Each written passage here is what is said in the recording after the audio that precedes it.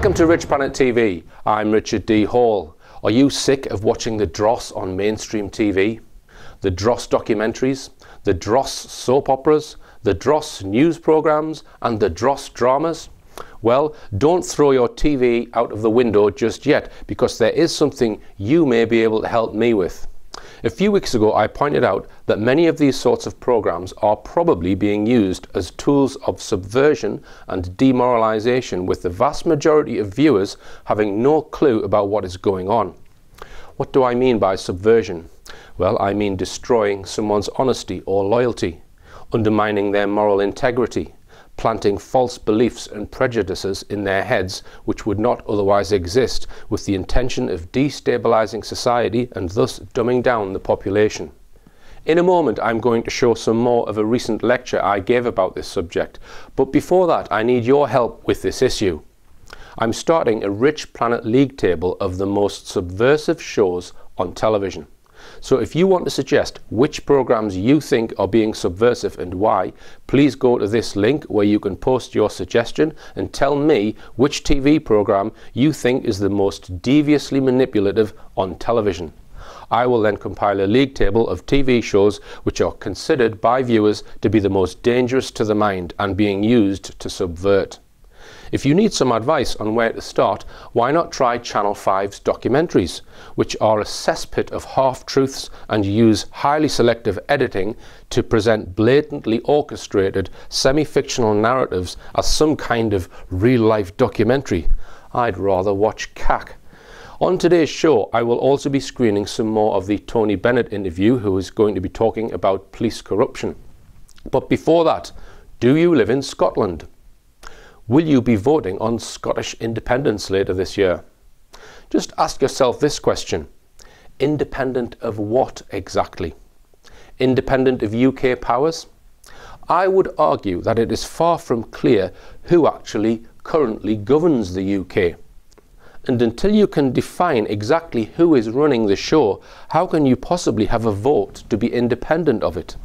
In my humble opinion, somewhere near the top, but not necessarily the very top, lies the British monarchy. Mixed in with this, you might say there is US influence, there is influence from Rome and the EU, there is influence from whoever owns the Bank of England, there is influence from certain families, and undoubtedly influence from secret societies such as Freemasons. Now, supposedly below the monarchy, we have the intelligence services, who operate above the law and are therefore immensely powerful, and allegedly control vast sections of the media. Also below the monarchy is the legal system. Also below the monarchy is the army, the navy and the air force. Also below the monarchy is the Church of England, but possibly not the Church of Scotland. And also below the monarchy are our hapless puppet politicians, who in my opinion have less power than all of the above. So if a country is going to become independent of the UK, it needs to be independent of all of the above, including, most importantly, the monarchy. Independence indeed. It's like kids in a PE class picking football teams for a PE lesson when they all know in the back of their minds the schoolmaster is in charge. The real power lies outside of both the puppet Scottish Parliament and the puppet UK Parliament. We need to somehow cut the strings instead of just picking new puppets. Anyway, on with the show. Here's a recap on Soviet subversion techniques. I was listening to a talk by Brian Gerrish the other day, and he was talking about Soviet subversion techniques, how in the Soviet Union they were trying to demoralize the population so that they would become subservient to the state. And this guy Yuri Bezmenov has done lectures and produced pamphlets on the techniques. I think he's a former KGB guy. And he explains how it goes through demoralization, destabilization, crisis and normalization. So Brian Gerrish has this slide up on his screen, and what he's saying is, he's reading this Soviet subversion manual and he's saying, hang on, this is Britain today. And he went through each one, and I'm thinking, hey, there's a lot in this. So I'm just going to point out some of these Soviet subversion techniques. The first 15 to 20 years is demoralization, where they're trying to demoralize the public to make them subservient to the state. Now I think in the Soviet Union they were depriving people of material wealth in order to demoralize them. I think it's a little bit different here, because I think, as I said, they deprived people of material wealth. Here they're making people worship material wealth, lock them into consumerist materialism, and then perhaps push up levels of debt and get people demoralized that way. But let's have a look at some of these techniques. In the area of ideas, education, create permissiveness, which is a lack of rules, which means you get people coming out of education who are ignorant. They don't know what's going on. In the media, monopolize. I think we can all agree that our mainstream media is monopolized. Manipulate, discredit, focus on non-issues, and you create an uninformed myopia. Myopia meaning you're not aware of the big picture. You can't really see what's going on. In culture, create false heroes and role models. Premier League footballers, pop idol. Okay, let's go on to the next one. Structure. In law and order, focus on legislative, not moral, and create a mistrust in justice. I think a lot of people in this audience would agree there's a mistrust in justice. Now this next one, damage social relations to create less individual responsibility. I've noticed recently on mainstream documentaries and in news reports, they seem to be focusing again and again on exposure of bad behaviour. So in old people's homes they're saying, oh, they're being abused. Or the BBC website the other day, on their main website, the main news website, there was a video clip. You click on it and it's a guy kicking a wheelie bin down the street coming home from the pub. Why do we need to see that bad behaviour? And I think there's an element of monkey see, monkey do with this constant putting out of bad behaviour. There was a BBC News 24 item the other day, woman standing outside the court, and the newscaster kept going back and forwards to it while she read out these three people's crimes who supposedly had been mistreating people in an old people's home. And again and again and again she said, oh, this woman tipped an old lady out of the wheelchair. She tipped her out of the wheelchair. And they kept going, they hadn't passed sentence on these three. The point I'm making is that they were driving home repeatedly bad behaviour. And I think that, as I say, there's an element of monkey see, monkey do. And I'll give you an example. In schools, they run anti-bullying campaigns. Okay? The first thing they do on an anti-bullying campaign is they teach the children how to spot signs of bullying. So what you're doing when you do that, you're actually teaching the child how to bully. Now, I'm not saying all kids will then go and bully, but a lot of them will, or some of them will. A small percentage will.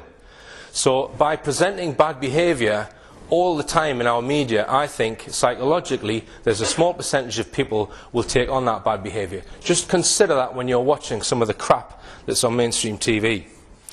Now, in life, this Soviet subversion manual is saying break up the family and break up society so that they create no loyalty and that the loyalty is to the state. So let's just look at society first. And let's consider that you are a brick in this wall. All these bricks are people in society. We've got a wall which is functioning. This is what they were trying to do in Soviet Russia. They were trying to fracture society so that you become dependent on the state.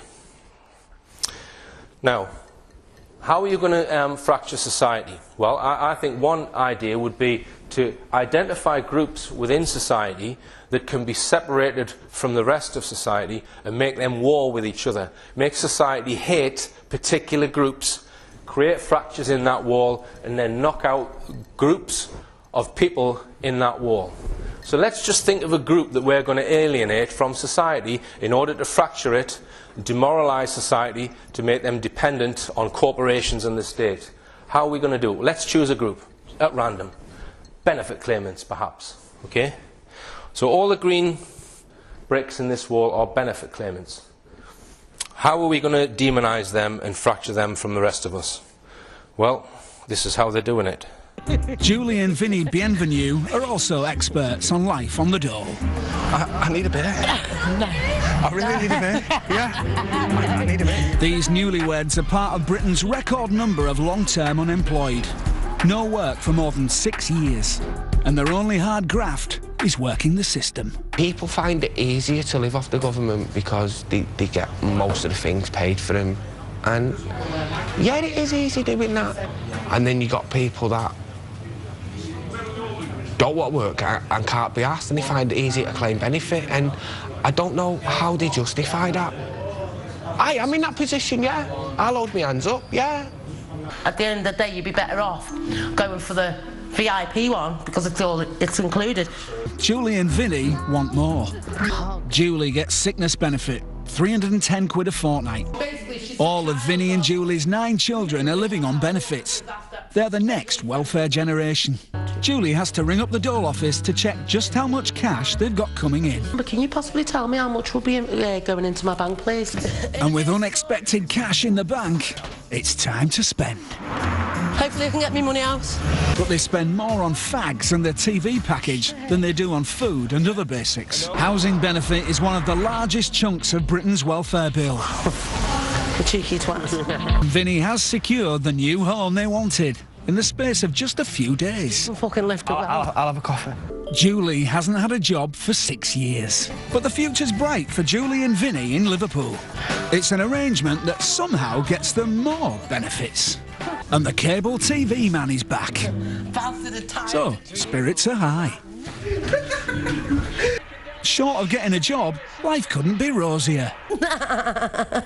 Right, now there's been series after series of these type of programmes, and it's been covered in mainstream newspapers as well, demonising people on benefits. Now, if you don't think there's absolute manipulation going on in that programme, just have a look at this. This is the poster that Channel 5 used to try and recruit people for this series of documentaries.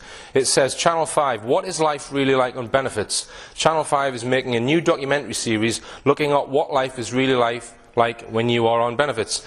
Do you struggle to survive? Are there no jobs in your hometown? Do you think the system is generous enough? It doesn't say, are you on benefits and proud, which was the title of the programme. If they'd put that on this advert, no one would have taken part, because I don't believe anyone is on benefits and proud. All right? Absolute manipulation. That couple and all the other people who are taking part in these documentaries are being duped to take part. This is Soviet subversion techniques.